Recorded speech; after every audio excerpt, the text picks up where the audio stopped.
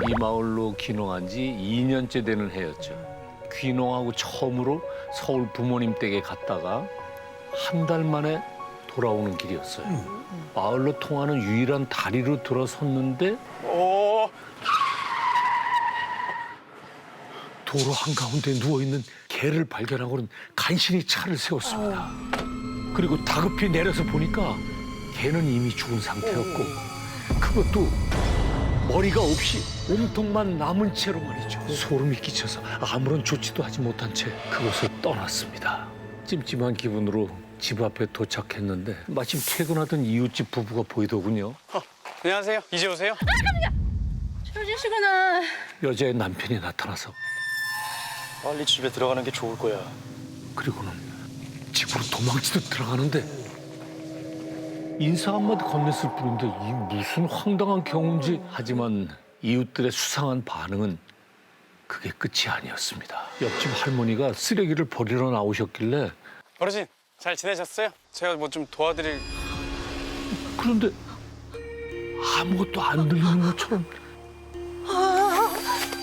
그대로 들어가 보시는 거예요. 내가 자리를 비운 동안 마을에 무슨 일이 있었구나. 저는 수상함을 느끼고 진실을 들려줄 만한 사람을 떠올려봤죠. 그건 바로 형님 오셨어요? 오, 잘 지냈어. 야, 무슨 일 있어? 손님이 하나도 없어. 읍내에서 식당을 운영하는 친한 동생이었어요. 뭐야 대체? 마을에 안 좋은 일 있었던 거 맞지? 그게 이제 동생은 뭔가 하고 싶은 말이 많은 표정을 하고는 그 유압에 다리 건너오실 때 못 보셨어요? 제가 본 몸통만 남은 채 죽은 개를 말하는 건가 싶었죠. 야, 안 그래도 개가 한 마리 죽어있던데. 그건 그 여자가 했나 보네. 몇 주 전부터 다리 위에서 귀신이 나온다 하더라고요. 제가 서울에 가고 며칠 뒤부터 나타나기 시작했는데 매일 밤 색색깔의 다른 원피스를 입고 다리 위를 걸어 다닌다고요. 그런데 희한한 건 귀신의 얼굴을 본 사람이 한 명도 없었다는 거예요. 귀신의 뒷모습만 보인다는 거죠. 아유 말도 마세요. 며칠 전에 철물 좀 하는 성민이 아, 그놈의 귀신이 이제 먼지 때문에 완전 마을이 개판이다, 개판. 어? 뭐 저쪽에 다리에서 나타났다면서. 잡아 촉치던가 이제 이 새끼가. 혼쭐을 내주겠다고 큰 소리 아주 떵떵 쳤거든요. 이럴 게 아니라 얼른 집에 들어가요. 그렇게 더욱 찜찜해진 기분으로 차를 몰고 2차선 다리에 접어들 때 분명히 아무도 없던 갓길에 호련히 한 여자가 걸어가고 있는 겁니다. 긴 머리에 뾰족한 하이힐을 신고 원피스를 입은 모습으로 말이죠. 설마 마을 사람들이 봤다던 그 귀신인가? 긴가민가 하는 마음으로 천천히 차의 속도를 줄인다. 좀 더 자세히 살펴봤더니 어깨와 등이 심하게 굽어 있는데 그런데도 키가 좋게 190cm는 넘어 보였어요. 오, 여자 귀신. 원피스 아래로 보이는 다리에는 혈관이 울룩불룩 금방이라도 터질 것처럼 튀어나와 있었습니다. 저게 사람일 리가 없어. 놀란 가슴을 애써 다잡고 다시 바라보자 그 원피스 귀신이 거짓말처럼 사라지고 없는 겁니다. 오, 야. 서둘러 주변을 살펴봤지만 어디에도 보이지 않았어요. 무언가 큰일이 일어날 것 같다는 불길한 예감이 온몸을 감쌌습니다. 난생 처음으로 귀신을 봤는데 쉬 잠이 올 리가 있겠습니까? 한참을 뒤척이다가 겨우 잠이 들 때쯤 아, 새벽에 뭐가 이렇게 시끄러워.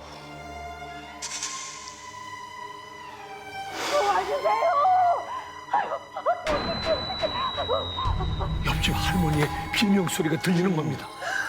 바들바들 떨고 있는 할머니, 그리고 그 옆에 삐뚤소리로 죽어있는 닭들이 보였습니다. 봤어. 내가 봤어. 누가 이랬는지 보셨어요? 귀신이야. 그것이 또 찾아왔어. 며칠 전부터 밤마다 원피스 귀신이 닭장 주변에 나타났다면서 아무래도 닭을 죽이고 그 피를 가져가는 것 같다고 말했어요. 귀신인지 뭐지 더 이상 활기를 못 치게 내가 만들어 줄 테다. 다음 날 밤 한 손에 커다란 망치를 들고 숨을 죽이고 있었습니다. 부다닥거리는 닭 소리를 듣자마자 살금살금 옆집 닭장으로 향했죠. 한 걸음 가까이 다가갈수록 보이는 빨간 원피스.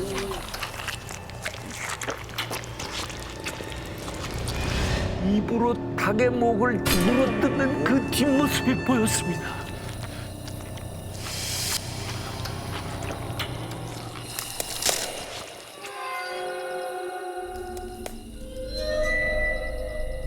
그러자 그 귀신이 모든 움직임을 뚝 하고 멈추더니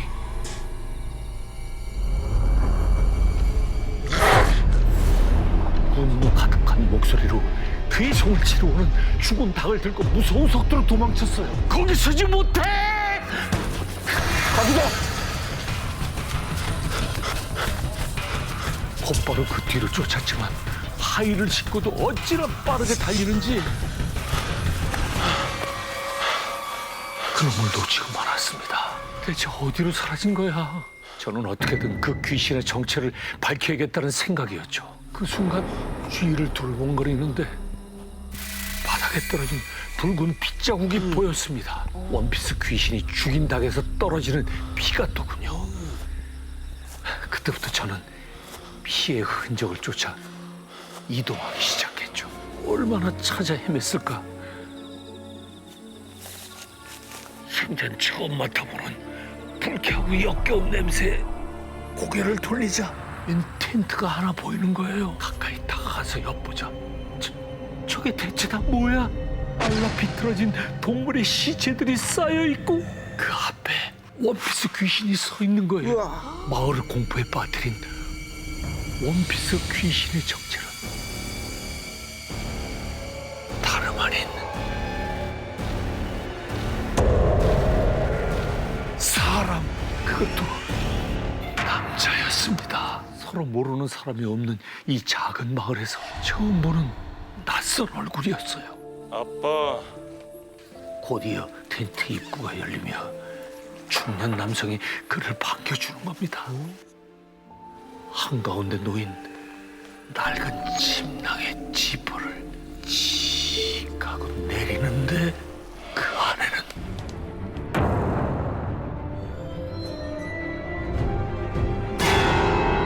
죽은 여자가 누워있는 거예요. 상상도 못한 기이한 장면에 정신을 차릴 수가 없더군요. 그때 시신 앞에 홍손이 무릎을 꿇더니 입고 있던 빨간색 원피스를 시신의 가슴까지 살포시 덮은 다음 죽은 짐승의 핏방울을 뚝뚝 떨어뜨리는 겁니다. 엄마, 그만 일어나야지.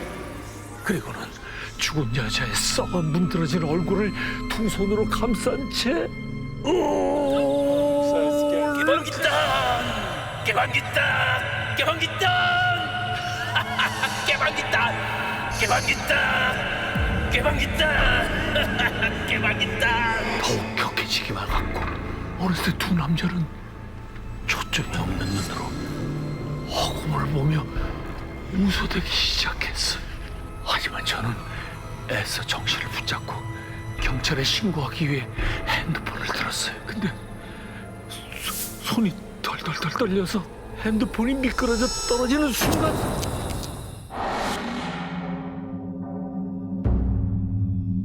서늘하고 오싹한 느낌에 천천히 고개를 돌리자 사탄아 물러가라! 원피스 남자가 괴성을 지르며 저를 향해 뛰어왔어요. 도망가야 돼, 도망가야 돼. 그렇게 마을에 거의 다 도착했을지요. 사이렌 소리가 들려왔고 그 밤 텐트가 있던 야산엔 폴리스 라인이 쳐졌습니다. 그 후 저는 마을 이장님한테 그 가족에 대한 얘기를 전해 듣게 됐죠. 3개월 전 어느 날 캠핑 잔비를 잔뜩 챙겨서 마을에 나타난 아들과 아버지. 두 남자가 산에 텐트를 칠 때만 해도 사이좋은 부자가 장박을 하려 왔나 보다. 요즘 그러잖아. 아무도 별다른 의심을 하지 못했어요. 하지만 그들에겐 숨겨진 비밀의 일행이 있었던 거죠. 그건 바로 커다란 가방 안에 들어있는 죽은 엄마. 두 사람은 죽은 가족을 되살리는 부활의식을 하기 위해서 시체를 끌고 우리 마을에 찾아왔던 겁니다. 여장을 하고 매일 원피스를 갈아입은 것도, 동물들을 죽여 그 피를 모은 것도 모두 다 부활의식을 위한 행위였던 거죠.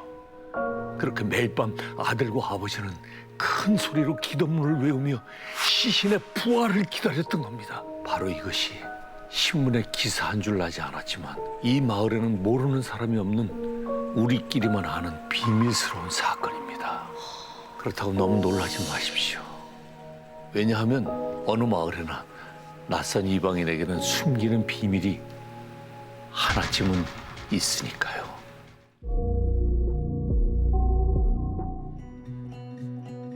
제 나이 30살. 오랜 취준생 생활을 끝내고 드디어 취업에 성공했습니다. 그것도 그토록 꿈에 그리던 대학교 교직원에 합격한 거예요. 드디어 첫 출근 날. 안녕하세요. 신입 김정환입니다. 잘 부탁드립니다. 어서 와요. 일이 좀 많이 밀렸으니까 빨리빨리 적응할 수 있도록 좀 해줘요. 민정 씨, 자리하고 좀 알려주고요. 네, 이쪽으로 오세요.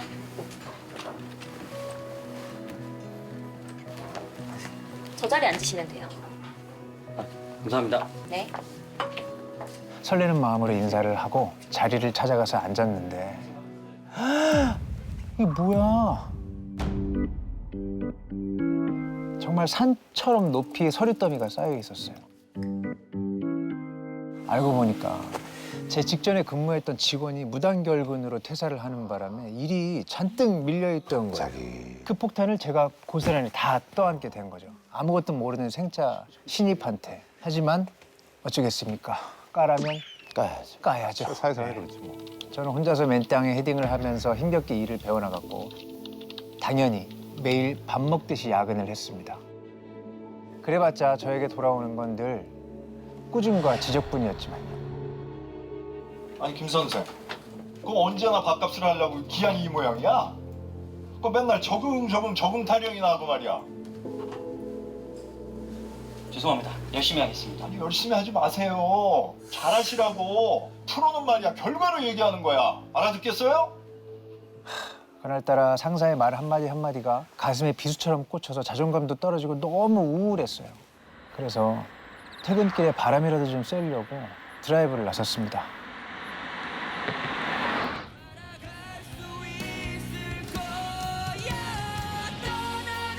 음악을 크게 틀어놓고 마음 가는 대로 차를 타고 달리다 보니까 속이 좀 뻥 뚫리는 것 같더라고요.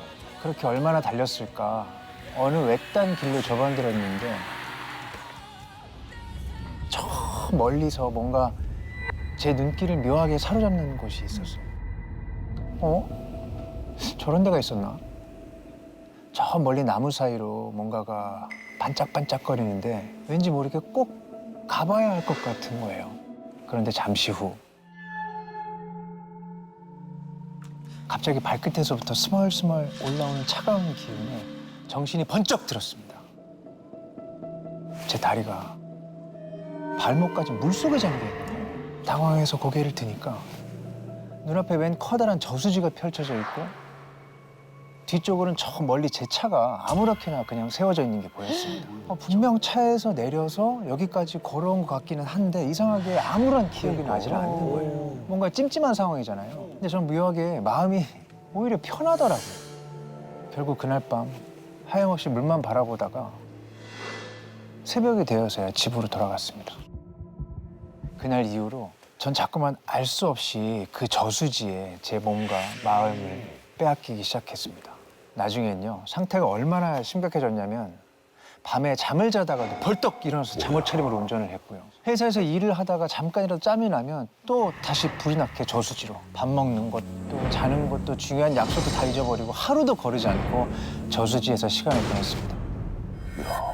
그렇게 몇 달을 지내다 보니까 몸무게도 10kg나 빠지고요. 페인이 따로 없었죠. 근데 저는 마냥 행복하기만 했습니다. 바라보기만 해도 엄마 품처럼 너무 포근하고 따뜻해서 자꾸만 저 강물에 안겨보고 싶은 충동이 불쑥불쑥 치밀어 올랐죠. 그때를 떠올려 보면 저는 분명 그 저수지에 미쳐 있었던 거죠. 그리고 저도 모르게 강물을 향해서 어느 순간부터 말을 걸고 있더라고요. 아, 오늘 날이 흐리네. 이따 비 올 건가 봐요. 해서고 뭐고 다 때려치우고 여기 살면 소원이 없겠어요. 정말 좋겠죠, 그죠? 그러면 신기하게 마음이 편해지고 저절로 막 웃음도 나고 예, 전혀 외롭지가 않았어요. 그러던 어느 날 새벽 일찍 저수지에 나와서 아침까지 시간을 보내고 있는데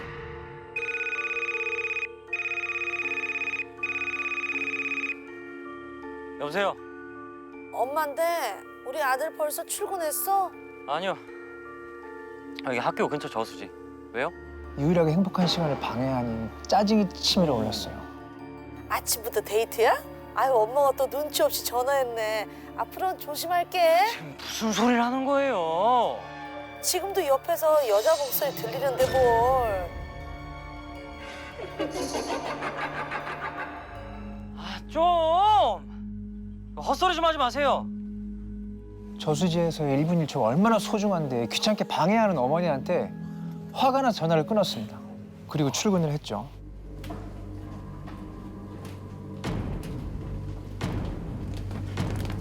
근데 그날따라 회사 사람들도 너무 짜증나게 하는 거예요.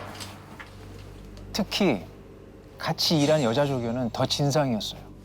김 선생님, 분기보고서 내일 아침까지 주실 거죠? 무슨 보고서요? 어제 회의할 때 김 선생님이 혼자 만든다고 했잖아요. 저 그런 경우 없는데요? 정말 왜 그러세요? 아, 쌤들, 어제 회의할 때 다 들으셨죠? 그런 거 같은데? 기억에도 없는 업무를 저한테 떠넘기려고 다른 직원들하고 이미 작당 모의를 다 해놨더라고요. 아, 이것들이 내가 저수지를 못 가게 하려고 작정을 하고 방해를 하는구나. 분기보고서 내일 아침까지 주실 거죠? 선생님이 혼자 만든다고 했잖아요. 정말 왜 그러세요? 화가 머리끝까지 뻗쳤어요. 제발! 나 좀 가만히 냅두라고.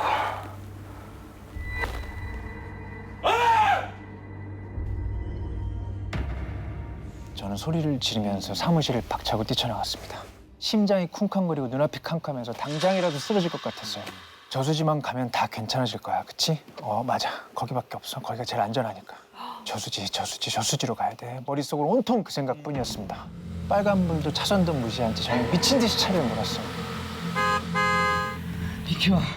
비키라고. 빨리 가야 돼. 비켜, 씨! 야, 운전 똑바로 못해! 다른 차들이 고래고래 욕하는 소리가 들렸지만 아랑곳하지 않고 앞만 보고 달렸습니다.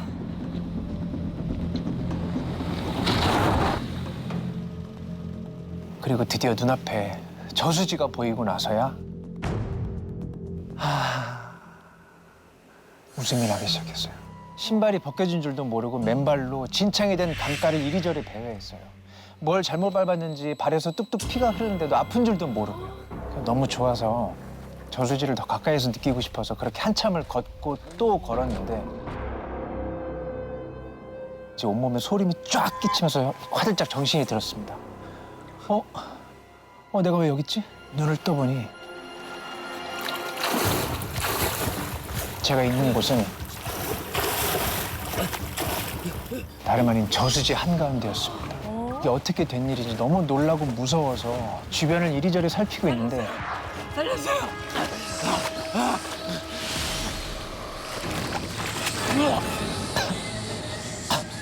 차가운 강물이 제 입속으로 마구 밀려 들어왔고 저는 어떻게든 벗어나기 위해서 발버둥을 쳤습니다. 사람 살려! 뭐? 소원이라며 여기서 살게. 나랑 같이 살자. 사람 살려! 벗어나고 싶었지만 여자의 힘이 말도 안 되게 강했어요. 사람 살려! 그렇게 절망과 함께 물속으로 점점 빠져들던 그때 저기요!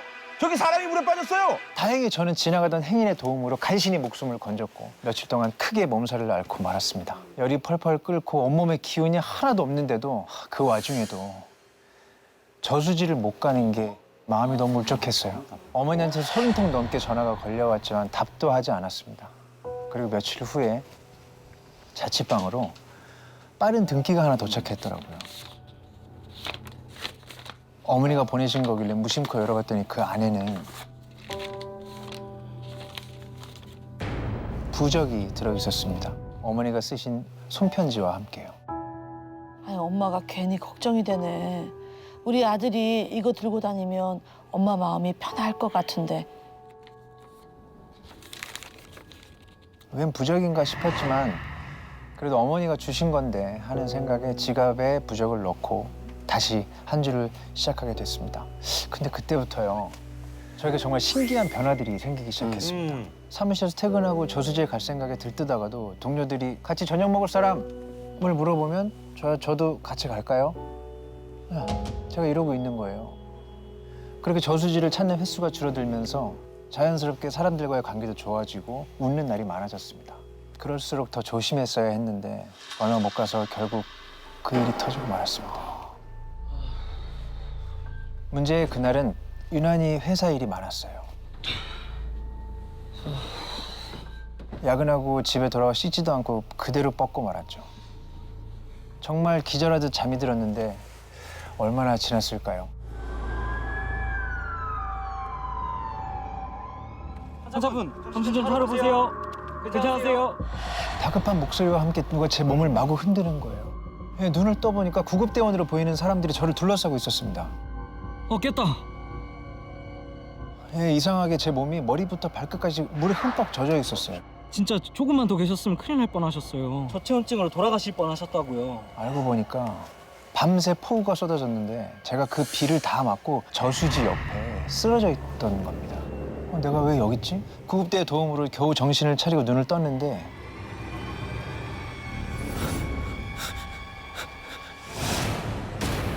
괜찮아요.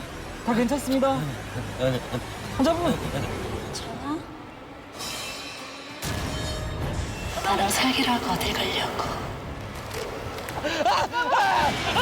그리고는 저를 저수지로 다시 끌고 가려는 듯이 달려들어서 거칠게 잡아당겼고 저는 끌려가지 않기 위해서 안간힘을 쓰면서 발버둥을 쳤습니다. 하지만 사람들은 그 여자가 보이지 않는 것처럼 발버둥 치는 저만 진정을 시키려고 붙잡는 거예요. 이대로 여기 더 있다가는 제가 미치거나 아니면 정말 죽을 수도 있겠구나. 저는 두려운 마음에 다음 날 바로 학교에 사직서를 제출했습니다. 그리고 급하게 짐을 챙겨서 건물을 나서려다가 우연히 사람들이 하는 대화를 듣게 됐어요. 이게 대체 몇 번째야? 그 저수지잖아요. 그건 또 무슨 소리야? 아니, 왜 있잖아요. 전에 일했던 박 선생도 그랬고 이번에 김 선생까지. 다들 저수지만 다녀오면 이상하게 변하잖아. 오해 흔히 사람들처럼. 저수지? 순간 저는 머리를 세게 얻어맞은 것처럼 정신이 아득해졌습니다. 제가 점점 빠져들었던 그 저수지.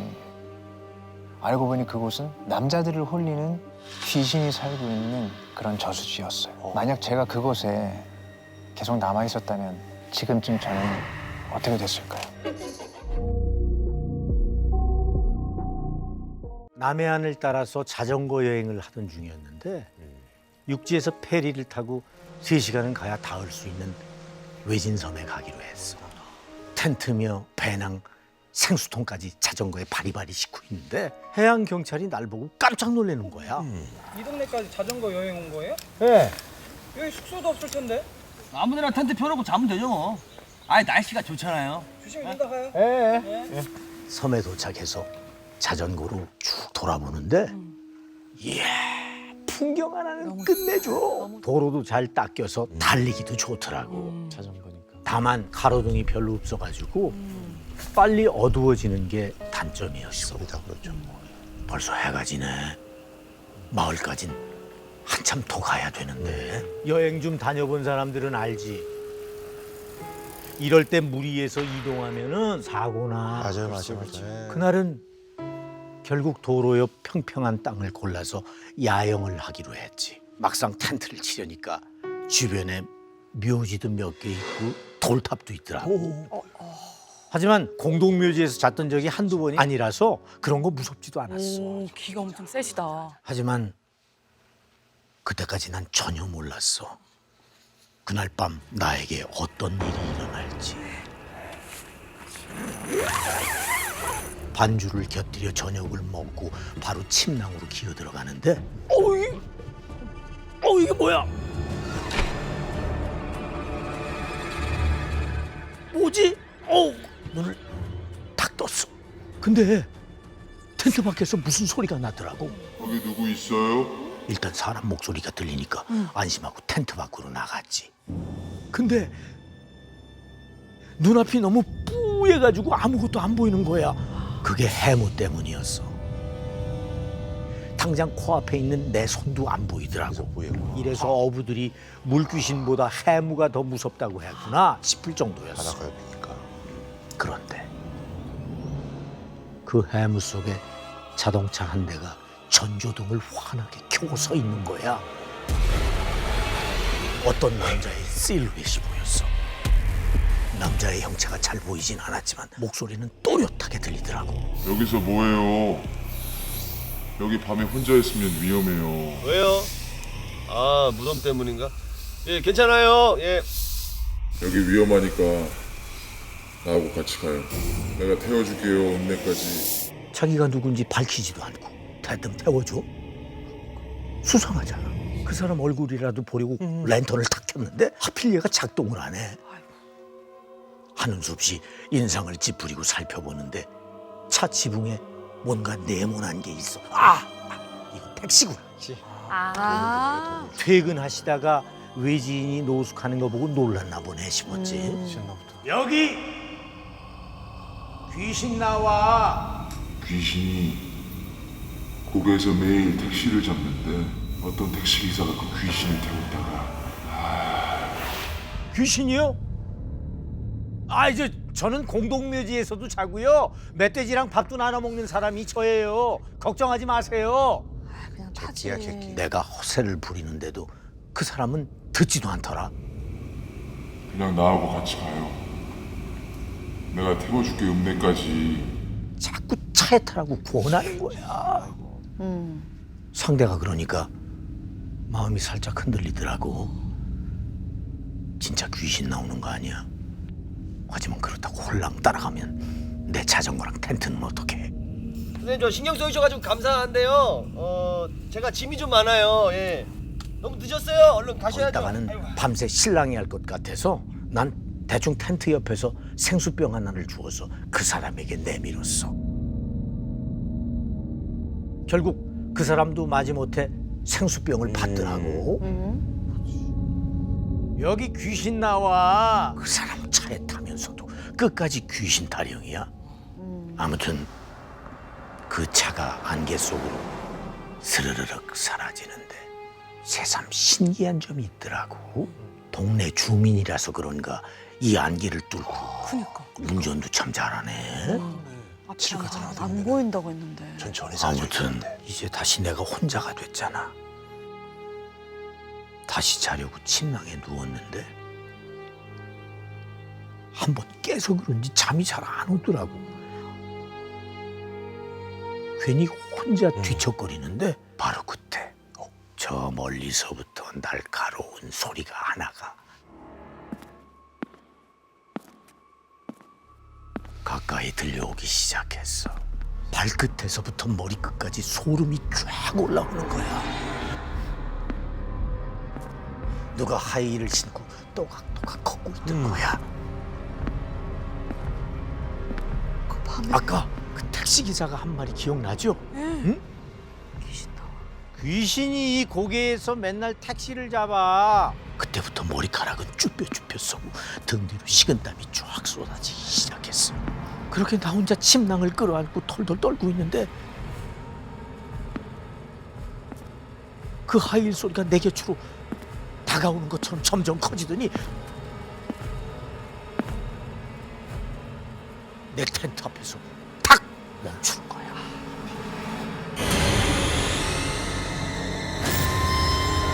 강풍이 마구마구 불면서 텐트가 막 한쪽으로 막 쏠리기 시작하고 바로 그때 삑 하면서 차가 멈추는 소리가 들렸어. 어디까지 가세요? 있나요? 가세요. 그 목소리는 분명 아까 나에게 말을 걸었던 그 택시기사였어. 다시 차가 출발하는 소리가 들렸어. 아까 그 택시기사가 손님을 태운 건가 봐. 그 사람 태우고 갔네. 그 순간 몸에서 힘이 쭉 빠지면서 한숨이 나오더라고. 이런 섬에서 이 시간에 하이힐 신은 여자가 혼자 다녀? 그리고 그 택시기사는 또 뭐야? 또 왔어. 갔던 거. 설마 이 주변을 빙빙 돌고 있나? 대체 왜 한 번 이상하다는 생각이 드니까 멈출 수가 없는 거야. 결국 그날은 부들부들 떨면서 아침이 오기만을 기다렸지. 아이고. 진짜 여기서 잤나 보네. 새벽에 좀 추웠을 텐데. 어느샌가 날이 쨍하니 밝아 있고 어제 만났던 그 해양 경찰이 밖에 서 있는 거야. 그 순간 안심이 되면서 나도 모르게 하소연이 나오는 거야. 이 동네 원래 이렇게 안개가 지독해요? 아, 나 살다가 이렇게 짙은 안개는 처음 봤어. 아. 그런데 내 얘기를 듣던 경찰이 반응이 좀 이상한 거야. 뭐 어젯밤에 별만 잘 보였는데? 날 좋았잖아. 아, 아니에요. 코앞에 있는 사람도 안 보였어요. 그 택시기사분이 뭐 위험하다고 태워준다고 하는데 내가 얼굴을 못 봤어요. 그 밤에 택시가 있었다고요? 에이 설마. 이 섬엔 밤엔 택시 안 다녀. 내가 겪은 일을 아무리 얘기해도 경찰은 내가 꿈꾼 거라고 하더라고. 그리고 웃으면서 경찰차를 타고 휙 가버렸어. 결국 나 혼자 찜찜한 마음으로 텐트를 주섬주섬 정리하는데 갑자기 혹시요? 경찰이 다시 돌아온 거야. 어제 본 택시 어떻게 생겼어? 그냥 평범했는데요. 그냥 그 회색이었고 택시 등 달려있고. 택시가 세단이었어요? SUV가 아니라? SUV 택시가 있어요? 아, 이 동네 택시들은 SUV로 바뀐 지 한참 됐어요. 험한 고개도 많고 날씨가 궂을 때도 많아서 SUV가 다니기엔 더 낫거든. 육지에서 보던 택시는 여기 없어. 순간 소름이 돋았어. 아무리 안개가 짙어도 알아볼 수 있잖아. 그렇지. 차 크기가 다. 어제 본 그 택시 분명 세단이었어. 경찰이 나에게 물었어. 택시기사가 뭐라고 했어요? 읍내까지 가자고 했어요. 여기 귀신이 나와서 위험하니까. 읍내? 여기 읍내 없어요.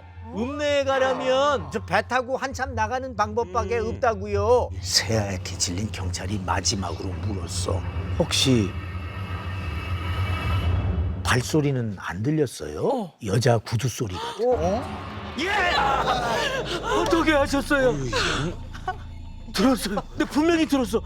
난 너무 놀라서 소리까지 빽질렀어. 근데 경찰도 혼자 이 말을 짚고 그게 진짜였나? 그 말만 중얼거리더라고. 한참 뒤에 경찰이 해준 이야기는 정말 충격적이었어.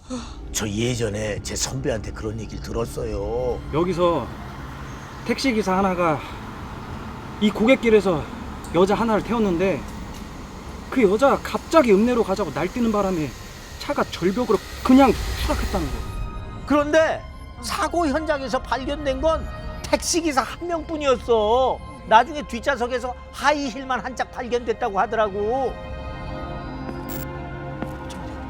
택시기사 어떻게 됐어요? 아니 글쎄 살았는지 죽었는지 그건 아무도 모른대요. 그 순간 내 머릿속이 하얗게 변했어. 어제 내가 한 체험들은 뭐지? 너무 무서워서 더 이상 이 섬에 머무를 수가 없더라고. 경찰과 헤어지고 정신없이 텐트를 정리하는데 그 순간 내 눈에 그게 보였어. 어제 텐트 옆에 서 있던 돌탑. 내가 태워줄게요, 읍내까지. 어제 택시기사에게 줬던 생수병. 그게 돌탑에 서 있던 거야. 그게 왜 거기 있는 거지? 난 대체 누구에게 생수병을 준 거지? 그건 지금까지도 의문으로 남아있어.